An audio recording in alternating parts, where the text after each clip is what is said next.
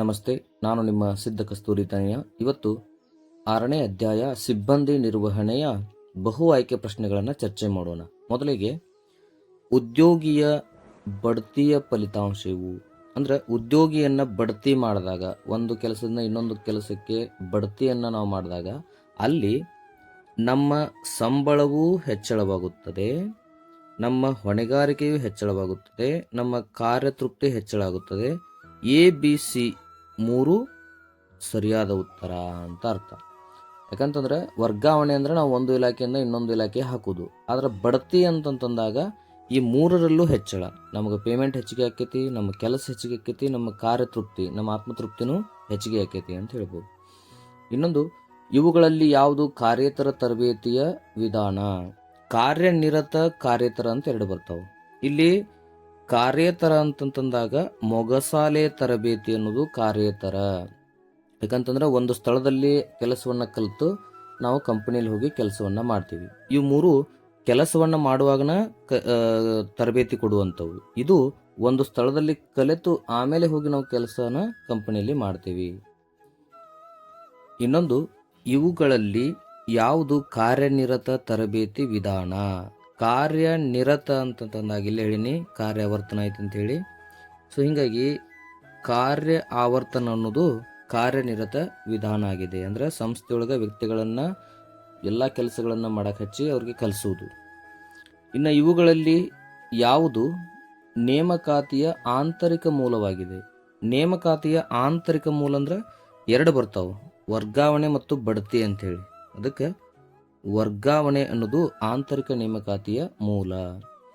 ಇನ್ನೊಂದು, ಸಂಸ್ಥೆಯೊಳಗೆ ನೌಕರರ ಸಮತಲಾತ್ಮಕ ಚಲನೆಯನ್ನ ಹೀಗೆಂದು ಕರೆಯುತ್ತಾರೆ. ಸಮತಲ ಅಂತಂದ್ರೆ ಒಂದು ಕೆಲಸದಿಂದ ಇನ್ನೊಂದು ಕೆಲಸಕ್ಕೆ ಅಥವಾ ಒಂದು ಇಲಾಖೆಯಿಂದ ಇನ್ನೊಂದು ಇಲಾಖೆ ಮಾಡುವಂಥದ್ದು, ಅದಕ್ಕೆ ನಾವು ವರ್ಗಾವಣೆ ಅಂತ ನಾವು ಕರಿತೀವಿ. ಇಲ್ಲಿ ನಮ್ಮ ಸಂಬಳ ಹೆಚ್ಚಾಗಲ್ಲ, ಹೊಣೆಗಾರಿಕೆ ಹೆಚ್ಚಾಗಲ್ಲ, ಆದರೆ ಕೆಲಸ ಬದಲಾವಣೆ ಆಗಿರೋದಷ್ಟೇ. ಇನ್ನೊಂದು, ಹೊಸ ಕೌಶಲ್ಯ ಕಲಿಯುವ ವ್ಯಕ್ತಿಯ ಸಾಮರ್ಥ್ಯವನ್ನು ನಿರ್ವಹಿಸಲು ಸಹಾಯ ಮಾಡುವ ಪರೀಕ್ಷೆ ಅಂದ್ರೆ ಯೋಗ್ಯತಾ ಪರೀಕ್ಷೆ.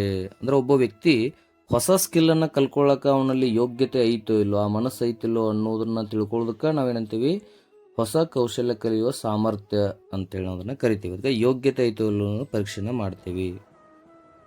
ಇನ್ನೊಂದು, ಸಿಬ್ಬಂದಿ ನಿರ್ವಹಣೆಯ ಕಾರ್ಯವು ನಿರ್ವಹಣೆಯ ಯಾವ ಅಂಶದೊಂದಿಗೆ ವ್ಯವಹರಿಸುತ್ತದೆ? ಸಿಬ್ಬಂದಿ ನಿರ್ವಹಣೆಯ ಕಾರ್ಯ ಅಂತಂದಾಗ ಇದು ಮಾನವ ಶಕ್ತಿಯೊಂದಿಗೆ, ಮಾನವ ಸಂಪನ್ಮೂಲದೊಂದಿಗೆ ವ್ಯವಹರಿಸುತ್ತದೆ. ಯಂತ್ರ ಅಲ್ಲ, ಸಂಪನ್ಮೂಲ ಅಲ್ಲ, ಯಾವುದೋ ವಸ್ತು ಅಲ್ಲ. ಸಿಬ್ಬಂದಿ ನಿರ್ವಹಣೆ ಅಂತ ಹೇಳ್ಯಾರ. ಅದಕ್ಕೆ ಸಿಬ್ಬಂದಿ ಅಂತಂದ್ರೆ ಯಾರು? ಮನುಷ್ಯರೇ. ಇನ್ನೊಂದು, ಒಂದು ಬಹುರಾಷ್ಟ್ರೀಯ ಕಂಪನಿಯು ಒತ್ತಡವನ್ನು ನಿಭಾಯಿಸಬಲ್ಲ, ಹೊಸ ಸಂಸ್ಕೃತಿಗಳಿಗೆ ಹೊಂದಿಕೊಳ್ಳಬಲ್ಲ ಮತ್ತು ತಂಡಗಳಲ್ಲಿ ಕೆಲಸ ಮಾಡಬಲ್ಲ ಅಭ್ಯರ್ಥಿಯನ್ನು ಆಯ್ಕೆ ಮಾಡಲು ಬಳಸುವ ಪರೀಕ್ಷೆ. ಅಂದ್ರೆ ಒಂದು ಬಹುರಾಷ್ಟ್ರೀಯ ಒಂದು ಕಂಪನಿ ಅದೇನ್ ಮಾಡ್ತೈತಿ, 3 ಥರ ಒತ್ತಡ ನಿಭಾಯಿಸಬೇಕು, ಹೊಸ ಸಂಸ್ಕೃತಿಗಳನ್ನು ಹೊಂದ್ಕೋಬೇಕು ಮತ್ತು ಹೊಸ ತಂಡಗಳಲ್ಲಿ ಕೆಲಸ ಮಾಡಬೇಕು, ಒಟ್ಟು ಎಲ್ಲದರಲ್ಲಿ ಅವ್ನು ತೊಡಗಬೇಕು. ಅದಕ್ಕೆ ಏನಂತ ಕರಿತೀವಿ?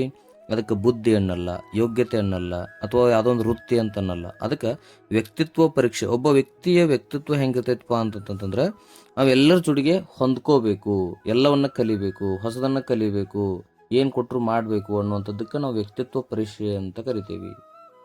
ಇನ್ನೊಂದು, ಒಂದು ಸಂಸ್ಥೆಯು ವಿಶ್ವವಿದ್ಯಾಲಯದ ಕ್ಯಾಂಪಸ್ನಿಂದ ಹೊಸ ಪದವೀಧರರನ್ನು ನೇಮಿಸಿಕೊಳ್ಳುತ್ತದೆ. ಬಾಹ್ಯ ನೇಮಕಾತಿಯ ಯಾವ ಪ್ರಯೋಜನಗಳನ್ನು ಇಲ್ಲಿ ಎತ್ತಿ ತೋರಿಸಲಾಗಿದೆ? ಅಂದ್ರೆ ಒಂದು ವಿದ್ಯಾಸಂಸ್ಥೆ ಏನ್ ಮಾಡ್ತೈತಿ, ಹೊಸ ವ್ಯಕ್ತಿಗಳನ್ನ ಹುಡುಕಾಕ ಪ್ರಯತ್ನ ಮಾಡಕತ್ತೈತಿ. ಇದೇನ್ ಹೇಳ್ತೈತಿ? ಹೊಸ ಆಲೋಚನೆ ಮತ್ತು ಹೊಸ ಪ್ರತಿಭೆಯನ್ನ ತರುತ್ತದೆ.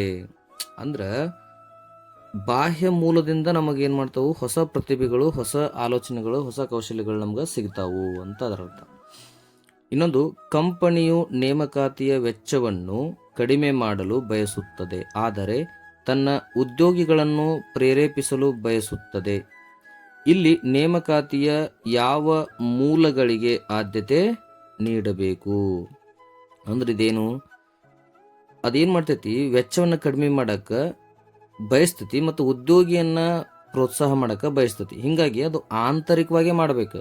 ಯಾವ ಉದ್ಯೋಗಿ ಅಂತ ಹೇಳಿಲ್ಲ, ಬಾಹ್ಯ ಅಂತ ಹೇಳಿಲ್ಲ. ಹಿಂಗಾಗಿ ಆಂತರಿಕ ನೇಮಕಾತಿಯಲ್ಲಿ ಬರುವಂಥ ಉದ್ಯೋಗಿಗಳು, ನಮ್ಮ ಸಂಸ್ಥೆಯಲ್ಲಿ ಈಗಾಗಲೇ ಇರುವಂಥ ಉದ್ಯೋಗಿಗಳನ್ನ ಅದೇನು ಮಾಡ್ತೈತಿ, ಹೊಂದಾಣಿಕೆ ಮಾಡ್ಕೊಂಡು ಹೋಗ್ತೈತಿ. ಅವಾಗ ವೆಚ್ಚ ಕಡಿಮೆ ಆಗ್ತೈತಿ.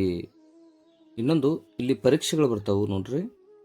ಸಂದರ್ಶನದಲ್ಲಿ ಉದ್ಯೋಗದಾತನು ಅಭ್ಯರ್ಥಿಗಳ ದೈಹಿಕ ನಡವಳಿಕೆ, ವಿಶ್ವಾಸ ಮತ್ತು ಸಂವಹನ ಶೈಲಿಯನ್ನು ನಿರ್ವಹಿಸುವುದರ ಮೇಲೆ ಕೇಂದ್ರೀಕರಿಸುತ್ತಾನೆ. ಇದು ಯಾವ ಪ್ರಕಾರದ ಪರೀಕ್ಷೆ ಅಂದ್ರೆ ದೈಹಿಕ ನಡವಳಿಕೆ, ವಿಶ್ವಾಸ ಮತ್ತು ಸಂವಹನ ಅಂದ್ರೆ ಡಿಫ್ರೆಂಟ್ ಆದಂಥ ಸ್ಕಿಲ್ಗಳಿಲ್ಲೇ ನಮಗೆ ಕಾಣ್ತಾವೆ. ಅದಕ್ಕೆ ಒಬ್ಬ ವ್ಯಕ್ತಿಗೆ ನಾನಾ ಥರದ ಸ್ಕಿಲ್ಗಳಿರುವುದರಿಂದ ವ್ಯಕ್ತಿತ್ವ ಪರೀಕ್ಷೆಯನ್ನು ನಾವು ಮಾಡಲಾಗ್ತದೆ. ಇನ್ನೊಂದು, ಬಹುರಾಷ್ಟ್ರೀಯ ಕಂಪನಿಯ ಅಭ್ಯರ್ಥಿಗಳಿಗೆ ಒಗಟುಗಳನ್ನು ಪರಿಹರಿಸಲು ಮತ್ತು ಕಲ್ಪನಾ ಸಮಸ್ಯೆಗಳನ್ನು ನಿರ್ವಹಿಸಲು ಪರೀಕ್ಷೆಯನ್ನು ನಡೆಸುತ್ತದೆ. ಈ ಪರೀಕ್ಷೆಯು ಏನನ್ನ ಅಳೆಯುತ್ತದೆ? ಒಂದು ಕಂಪನಿ ಆ ಅಭ್ಯರ್ಥಿಗಳಿಗೆ ಒಗಟುಗಳನ್ನು ಪರಿಹರಿಸಲು ಮತ್ತು ಕಲ್ಪನಾ ಸಮಸ್ಯೆಗಳನ್ನು ನಿರ್ವಹಿಸಲು ಪರೀಕ್ಷೆಯನ್ನು ನಡೆಸ್ತತಿ ಅಂತಂದ್ರೆ ಅಂದ್ರೆ ಇದು ವೃತ್ತಿ ಅಲ್ಲ, ಯಾವುದೋ ಆಸಕ್ತಿ ಅಂತಲ್ಲ, ಅದು ಒಬ್ಬ ವ್ಯಕ್ತಿತ್ವವನ್ನು ಅಳೆಯುವಂಥದ್ದಲ್ಲ, ಅದು ಕೆಲಸಗಳಿಗೆ ಯೋಗ್ಯತೆಯನ್ನು ಅಳೆಯುವಂಥದ್ದು. ವಿವಿಧ ಕೆಲಸಗಳನ್ನು ಕೊಟ್ಟು ಅವರ ಯೋಗ್ಯತೆಯನ್ನು, ಅವರ ಸಾಮರ್ಥ್ಯವನ್ನು ಅಳೆಯುವುದು. ಅದಕ್ಕೆ ಯೋಗ್ಯತಾ ಸಾಮರ್ಥ್ಯ ಅಂತ ನಾವು ಕರಿತೀವಿ. ಎಲ್ಲರಿಗೂ ಧನ್ಯವಾದಗಳು. ಹರೇ ಕೃಷ್ಣ.